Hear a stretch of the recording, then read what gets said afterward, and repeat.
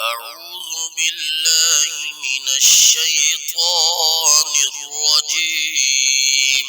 بسم الله الرحمن الرحيم.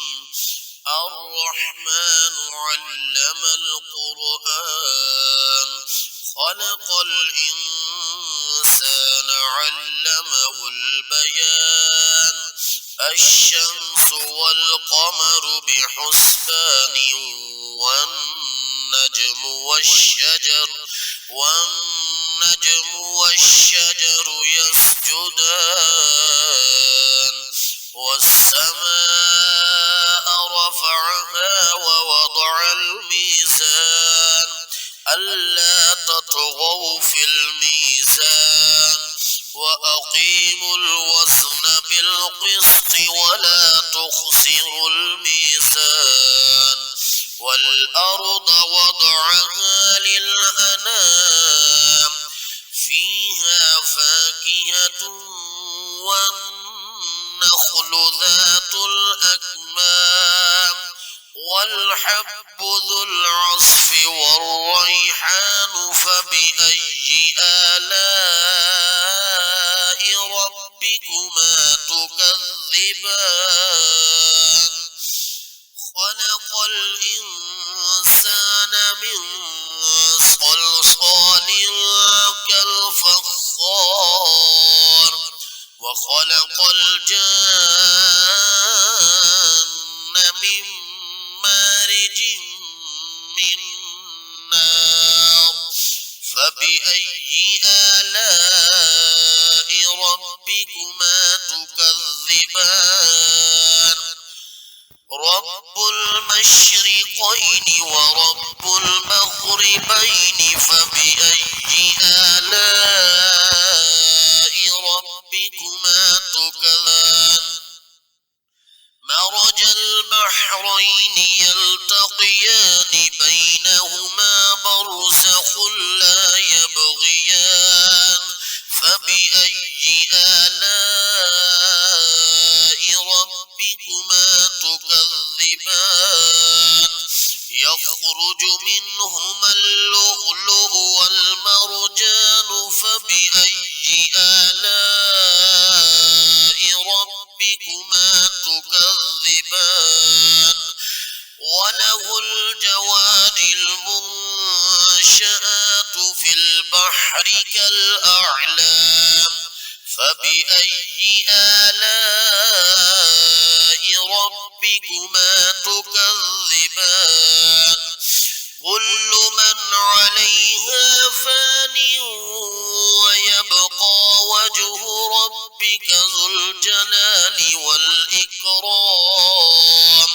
فبأي آلاء ربكما تكذبان؟ يسأله من في السماوات والأرض كل يوم هو في شأن. فبأي آلاء ربكما تكذبان؟ سنفرغ لكم أيها الثقلان. فبأي آلاء ربكما تكذبان؟ يا معشر الجن والإنس إن استطعتم أن تنفذوا من أقطار السماوات والأرض فانفذوا لا تنفذون إلا بسلطان. فبأي آلاء ربكما تكذبان؟ يرسل عليكما شواظ من نار ونحاس فلا تنتصران. فبأي آلاء ربكما تكذبان؟ فإذا انشقت السماء فكانت وردة كالدهان فبأي آلاء ربكما تكذبان فيومئذ لا يسأل عن ذنبه إنس ولا جان فبأي آلاء ربكما تكذبان يعرف المجرمون بسيماهم فيؤخذ بالنواصي والأقدام فبأي آلاء ربكما تكذبان هذه جهنم التي يكذب بها المجرمون يطوفون بينها وبين حميم آن فبأي آلاء ربكما تكذبان ولمن خاف مقام ربه جنتان فبأي آلاء ربكما تكذبان ذواتا أفنان فبأي آلاء ربكما تكذبان فيهما عينان تجريان فبأي آلاء ربكما تكذبان فيهما من كل فاكهة زوجان فبأي آلاء ربكما تكذبان متكئين على فرش بطائنها من استبرق وجنى الجنتين دان فبأي آلاء ربكما تكذبان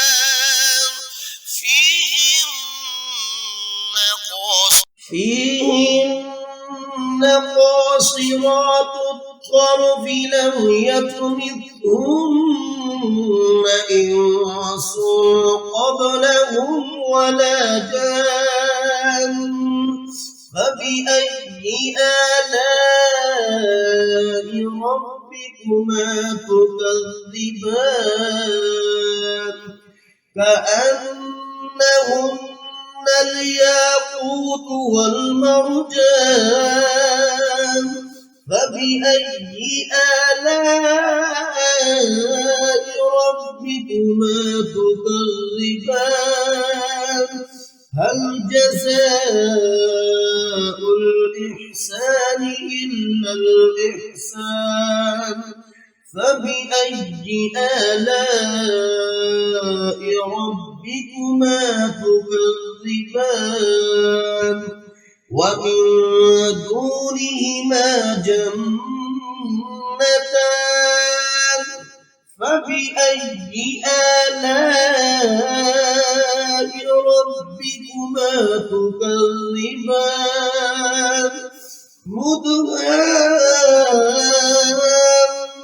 مدهامتان فبأي آلاء ربكما تكذبان فيهما عينان نضاختان فبأي آلاء ربكما تكذبان فيهما فاكهة ونخل ورمان فبأي آلاء ربكما تكذبان فيهن خيرات حسان فبأي آلاء ربكما تكذبان حور